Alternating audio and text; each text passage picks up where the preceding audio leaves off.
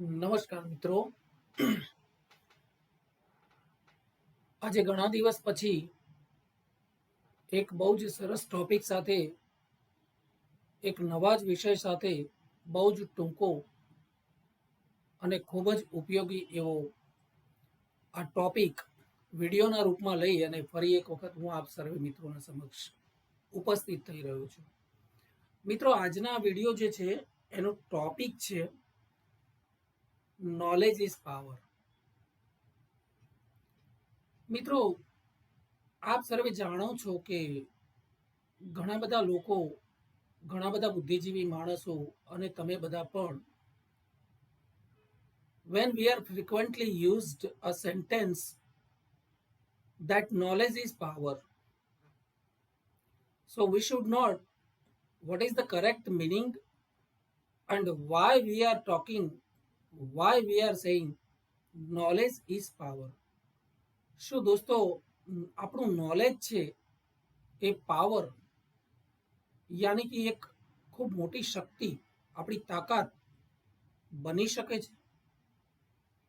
તો મિત્રો, આજના વિડીયોમાં થોડી ઘણી આવી વાતો હું કેટલાક મહાન વ્યક્તિઓના જે કોટ્સ છે, મહાન વ્યક્તિઓના કેટલાક વાક્યો છે, એનો આધાર લઈ અને આપ સર્વે મિત્રો સામે મૂકી રહ્યો છું. વિડીયોમાં આપ જોઈ શકો છો મિત્રો, knowledge is power, information is liberating, education is the premise of progress in every society, in every family. મિત્રો, કોઈ પણ ફેમિલી માટે, કોઈ પણ સમાજ માટે એજ્યુકેશન એ આપણા વિકાસનું પ્રિમાઇસ છે. ખરેખર આજના વિડીયોમાં હું તમને એ બતાવવા માંગુ છું, એ સમજાવવા માંગુ છું કે આપણે શા માટે એને પાવર કહીએ છીએ. વાય વી સે નોલેજ ઇઝ પાવર. તો મિત્રો, સૌથી પહેલા હું ગુજરાતીમાં થોડું એક્સપ્લેનેશન આપવાનો પ્રયત્ન કરું છું. જ્ઞાન, જ્ઞાન એટલે હકીકતો, માહિતી, વર્ણન અને આપણામાં રહેલા કૌશલ્યો. આપણી હકીકતો, માહિતી, વર્ણન અને આપણી સ્કિલ્સ, આ બધાની જે સમજ હોય છે, એ સમજ એ માણસ માટે શક્તિનો એક બહુ મોટો સ્ત્રોત છે. એટલે આપણી પાસે કોઈ વસ્તુની સમજ હોય, એની પૂરતી હકીકતો જાણતા હોઈએ, એના વિશેનું આપણે વર્ણન કરી શકતા હોય અને એ વર્ણન કરવા માટે, એને એક્સપ્લેન કરવા માટે એને લગતી આપણી પાસે સ્કિલ હોય, તો એને જ્ઞાન કહી શકાય. માણસ માટે મિત્રો, આ નોલેજ એટલે શક્તિનો એક ખૂબ જ મોટો સ્ત્રોત છે. મિત્રો, માણસ જેવા બીજા અસંખ્ય સજીવો, લાખો, કરોડો કરોડો સજીવો આ પૃથ્વી ઉપર, આ બ્રહ્માંડમાં અસ્તિત્વ ધરાવે છે. શું આપણને પ્રશ્ન ના થાય કે શા માટે માણસ આ કરોડો સજીવો કરતા કંઈક જુદો પડે છે? કઈ બાબતમાં જુદો પડે છે? તો એ બાબત છે, માણસ જ્ઞાન મેળવી શકે છે, જ્યારે બીજા કોઈ પણ સૂક્ષ્મ જીવોથી મોટા પ્રાણીઓ, વિરાટકાય પ્રાણીઓ, આ બધામાંથી કોઈ સજીવ, બ્રહ્માંડમાં કોઈ સજીવ જ્ઞાન પ્રાપ્ત કરી શકતું નથી. એની પાસે બુદ્ધિ જેવી કોઈ વસ્તુ જ નથી, જ્યારે માણસ પાસે છે. એટલે માણસ માટે આ નોલેજ એ શક્તિનો બહુ જ મોટો સોર્સ છે. મિત્રો, બ્રહ્માંડના અસંખ્ય સજીવો જે માણસ કરતા શક્તિમાં તો બહુ બધા આગળ હશે, કદાચ બહુ મહાકાય, વિશાળકાય પ્રાણીઓ પણ છે, પરંતુ એના જેવી તાકાત, ફિઝિકલી એનર્જી, પાવર માણસ પાસે નથી. અને છતાંય આપણે કહીએ છીએ કે માણસ સૌથી પાવરફુલ પ્રાણી છે. તો આ સૃષ્ટિનું સૌથી પાવરફુલ જો કોઈ એનિમલ હોય તો એ સામાજિક પ્રાણી મનુષ્ય છે. તો એ મનુષ્ય કઈ વાતોને લઈને, કારણ કે બ્રહ્માંડના ઘણા બધા સજીવો એમની પાસે જે શક્તિ છે એ શક્તિ કદાચ માણસ પાસે નથી. દાખલા તરીકે ગરુડ, તો ગરુડ આકાશમાં બહુ જ ઊંચે ઉડતું હોય, કિલોમીટરો દૂર ઉડતું હોય, પરંતુ પૃથ્વી ઉપર ઝીણામાં ઝીણી વસ્તુ, સાપ જેવી નાની કોઈ જીવજંતુ જતું હોય તો એને પણ જોઈ શકે છે. તો આવી દ્રષ્ટિ મનુષ્ય પાસે નથી. ફોર એક્ઝામ્પલ, હાથી જેવા વિશાળકાય પ્રાણીઓ કે એના કરતા બીજા બહુ જ કદમાં મોટા એવા પ્રાણીઓ જેની પાસે ફિઝિકલી એનર્જી છે, શારીરિક શક્તિ છે, એટલી શક્તિ મનુષ્ય પાસે નથી. છતાં મનુષ્ય આ સૃષ્ટિ ઉપરનું સૌથી પાવરફુલ પ્રાણી છે, કારણ કે મનુષ્ય પાસે નોલેજ છે. મનુષ્ય ઈચ્છે તો જ્ઞાન સંપાદન કરી શકે છે. તો મિત્રો, ખરેખર આ જ્ઞાન શું છે એની સમજ મેં તમને આપી. ફરી એકવાર હું રિપીટ કરી લઉં કે માણસ કોઈ પણ વસ્તુ પ્રત્યેની સાચી હકીકતો, એને લગતી માહિતી એકઠી કરીને, એનું વર્ણન કરીને અને એના માટેની એની પાસે સ્કિલ્સ, જેને આપણે ગુજરાતીમાં કૌશલ્યો કહીએ છીએ, આ બધાની સમજ જે તે વસ્તુને અનુલક્ષીને હોય તો એને જ્ઞાન કહેવાય. અને આવું જ્ઞાન મનુષ્ય પ્રાપ્ત કરી શકે છે. Now come to the point, why knowledge is power. તો મિત્રો, આવું જે જ્ઞાન છે એ જ્ઞાન પ્રાપ્ત કરવાની તો ઘણી બધી પદ્ધતિઓ છે. મહેનત કરવાથી જ્ઞાન પ્રાપ્ત થાય છે, અનુભવમાંથી જ્ઞાન પ્રાપ્ત થાય છે, વડીલો પાસેથી, ખૂબ જ લર્નેડ માણસો પાસેથી, વિદ્વાન પુરુષો પાસેથી બેસવાથી અને એની પાસે ચર્ચા કરવાથી, લાઇબ્રેરીમાં અસંખ્ય પુસ્તકો હોય છે જેમાંથી સારા સારા પુસ્તકોનું વાંચન કરવાથી આ જ્ઞાન સંપાદન તો કરી શકાય છે. પરંતુ આ રીતે મેળવેલું જ્ઞાન એ શક્તિનો સ્ત્રોત એકદમ બની જતું નથી. I mean, I like to say that how knowledge becomes power. Why knowledge is power. તો મિત્રો, આ મેળવેલું જે જ્ઞાન છે એ જ્ઞાન નો પ્રોપર ઉપયોગ થવો જોઈએ. જ્ઞાન સંપાદન કરવાથી એ ઉર્જાનો સ્ત્રોત નથી બની જતો.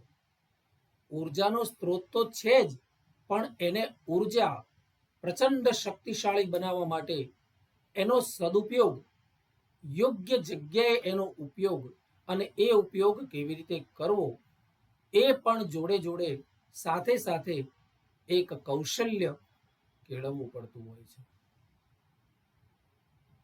તો મિત્રો, આ રીતે જ્ઞાન પ્રાપ્ત કર્યું, હવે એનો પ્રોપર ઉપયોગ કેવી રીતે, કારણ કે આપણી એક નૈતિક જવાબદારી છે, આપણી એક નૈતિક ફરજ છે કે આપણે મેળવેલું જ્ઞાન આવનારી પેઢી માટે કેવી રીતે ઉપયોગી પુરવાર થઈ શકે.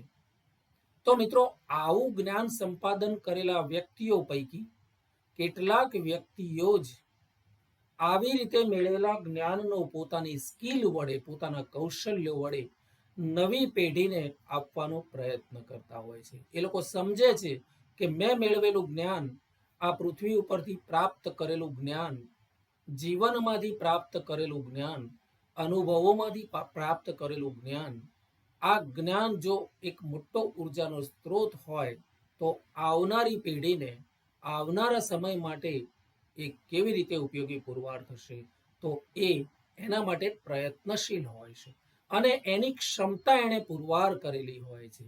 એના જ્ઞાન દ્વારા, એના કૌશલ્યો દ્વારા, એની માહિતીઓના કલેક્શન દ્વારા અને એની એક મક્કમતા, દ્રઢ મનોબળ દ્વારા આ શીખેલું જ્ઞાન એ નેક્સ્ટ જનરેશન માટે આવનારી પેઢી માટે ઉપયોગી પુરવાર કરવા માટે એને સક્ષમતા કેળવવી પડે છે, અને આવી સક્ષમતા કેટલાક વ્યક્તિઓ જ કેળવી શકે છે, બધા વ્યક્તિઓ કેળવી શકતા નથી.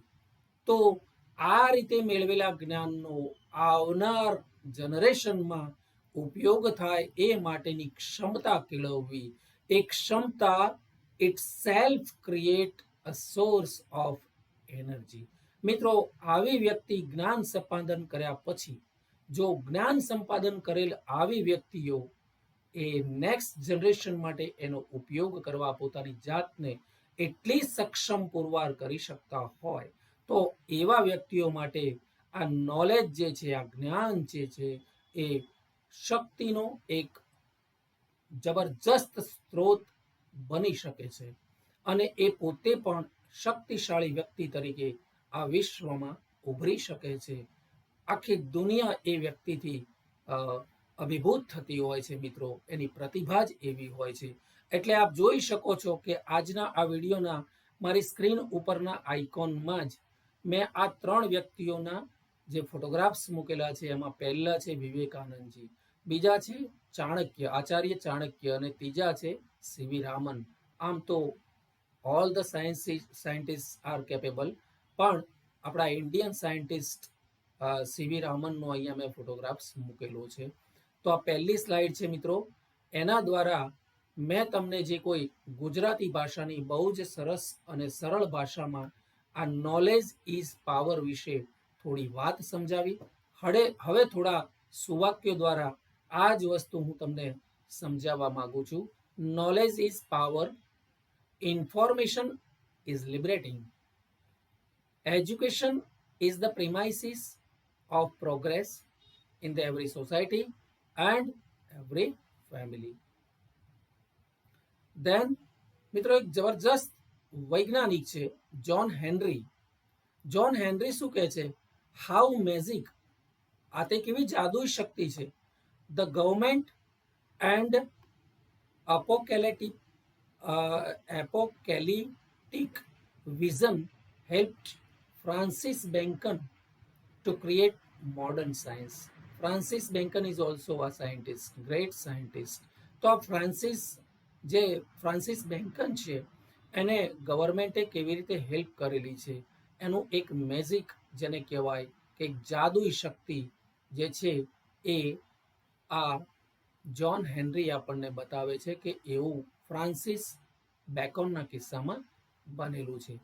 ત્યાર પછીની સ્લાઇડ છે મિત્રો, વોટ ઇઝ નોલેજ. તો નોલેજ એટલે શું? તો knowledge it's nothing but the summation of all these components. સૌથી પહેલું કમ્પોનન્ટ છે એજ્યુકેશન, એટલે શિક્ષણ. દેન ઇન્ફોર્મેશન, માહિતી.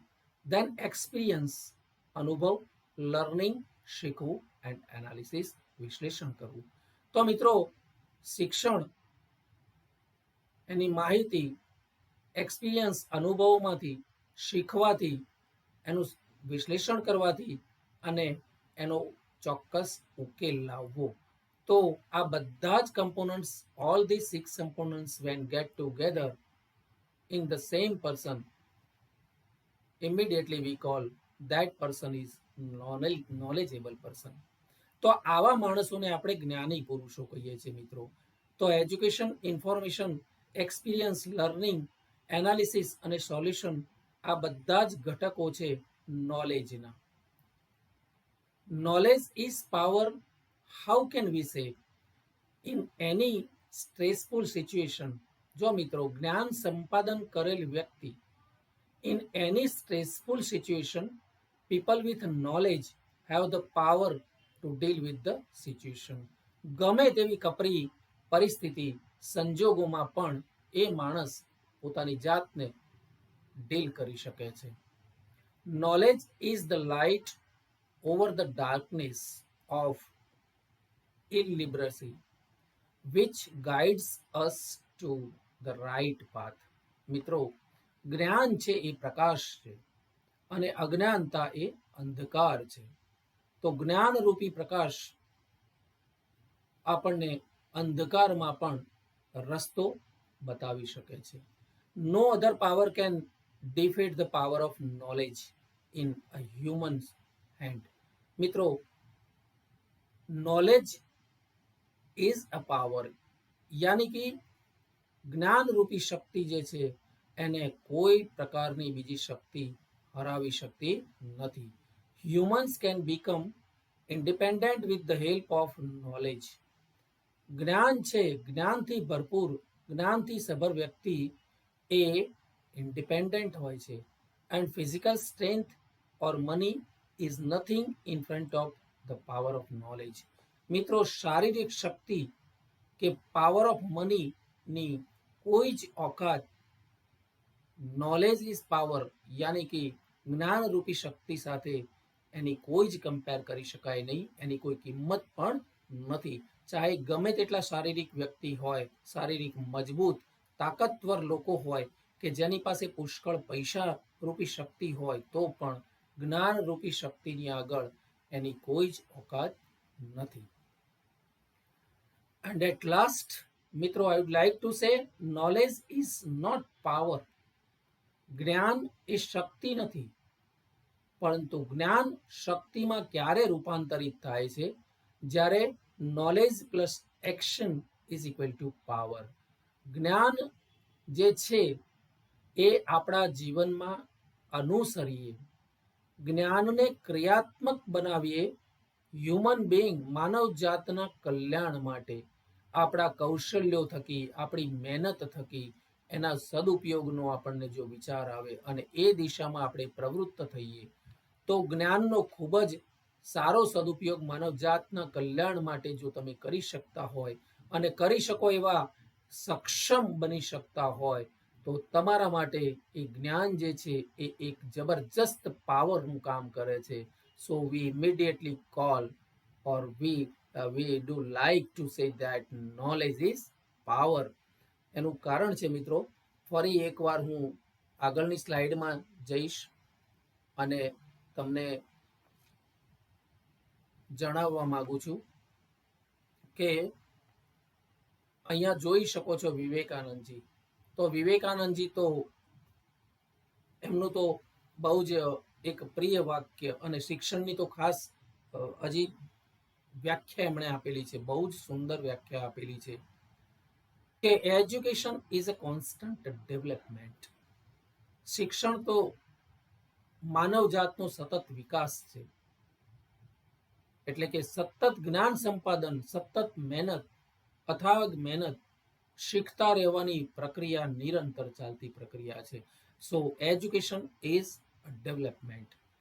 અને ચાણક્ય તો આપ સર્વે પરિચિત છો, આચાર્ય ચાણક્ય, જેમણે અખંડ ભારતની કલ્પના સાથે આપણને બધાને ઘણું બધું આપ્યું છે અને ધર્મની રક્ષા અર્થે, ભારતની અખંડ ભારતની રક્ષા અર્થે એણે આપણને ખૂબ ખૂબ જ્ઞાન આપેલું છે, એની પ્રતિજ્ઞાઓ પણ પૂરી કરી છે અને અખંડ ભારતના નિર્માણમાં ચાણક્ય, આચાર્ય ચાણક્યની બહુ જ મોટી ભૂમિકા છે. એમના થકી જ ભારત દેશ મહાન છે એમ કહીએ તો પણ ખોટું નથી.